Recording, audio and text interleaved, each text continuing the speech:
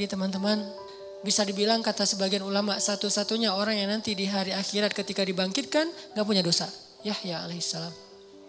Makanya kalimatnya wassalamun alaih yauma wulida wa yauma yamutu wa yauma yub'atsu hayya. Salam, selamat dia ketika dia dilahirkan, selamat ketika dia diwafatkan, dan ketika dia dibangkitkan udah selamat. Bangkit udah selamat. Jadi kalau di antara sahabat ada yang dijamin masuk surga, itu kualitasnya kayak gitulah kurang lebih Nabi Yahya di antara para anbiya.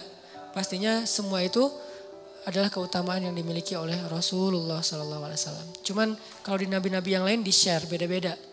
Kalau Nabi Muhammad semua keutamaan para anbiya ada pada diri beliau. Tapi nabi-nabi yang lain beda-beda. Nabi ini lebihnya di sini, nabi ini lebihnya di situ. Karena kata Allah, wa kadzalika faddalna ba'dahum ala ba'd. Begitulah kami berikan kelebihan sebagian nabi atas sebagian yang lain. Beda-beda kelebihannya. Tapi Nabi Muhammad merangkum semua kelebihan para anbiya dari Nabi Adam sampai Nabi Isa. Semua mukjizat ada pada beliau, cuman gak semua dikeluarin. Kalau mau beliau tuh kayak avatar gitu kan. Semua elemen dikumpulin kan. Itu Muhammad banget tuh. Yang lain kan dibagi-bagi, ada yang api, ada yang tanah, ada yang air. Ini semuanya dapat. Nabi Sulaiman dengan jinnya, Nabi Muhammad bisa lebih dari itu, cuman gak mau pamer. Kalau mau Nabi Muhammad bisa lebih dari Nabi Sulaiman, ngumpulin pasukan jin.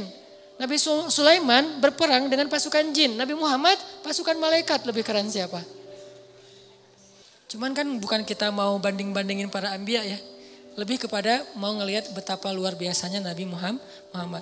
Nabi Sulaiman perang pakai pasukan jin, ada jin penyelam, free dive gitu jinnya teh. Dan ayatnya emang gitu, jin penyelam, berarti kan free diver ya. Kalau free diver sekarang mungkin 500-600 meter nyelam, itu udah kilometer loh. Itu benar-benar free diver yang legend banget lah, udah kedalaman yang sampai nggak tembus cahaya matahari. Ada jin yang kerjanya sebagai juru masak, chef. Bayangin jin chef, itu gimana masakannya? Darah, tulang gitu ya. Jadilah masakan-masakan yang istimewa, jin lagi nge-chef gitu di dapur. Tiba-tiba free divernya tuh datang, kasihan banget saya lo kerjaannya di dapur melulu gak pernah ke laut. Emang di laut gimana? Wah keren banget, gue nyelam setiap hari tuh udah dimana-mana udah terumbu karang di daerah Bunaken, dimana-mana udah gue lihat tuh. Ada jin surfer, wah ombak di sana masih lebih keren di sini nih, ombak udah barrel, udah segala macam. Pokoknya jin-jin laut nih, jin cai. Ini ada jin ulin, ada jin yang di dapur. Jin ulin nih yang udah biasa ulin, selalu postingan snapgram mereka tuh seru-seruan yang di dapur. Ya kok saya mah snapgramnya piring lagi. Datang nih jin laut, manas-manasin jin dapur. Lu ikutin dong sekali-kali kita lagi, ini bentar lagi kita mau touring loh gitu. Oh begitu? Ya. Yuk kita ikut touring, nih gua sediain nih motor buat lo. Misalnya kalau nggak mau pakai yang mahal-mahal amat, minimal lo pakai yang Triumph lah misalnya. Lo pakai nih Triumph punya gua kalau nggak mau pakai Harley. Oh beneran. Ah nggak jadi kenapa? Last minute dia bilang nggak jadi. Padahal touring udah pada siap nih, orang udah pada ngumpul di meeting point. Kenapa nggak jadi? Takut kepada Sulaiman.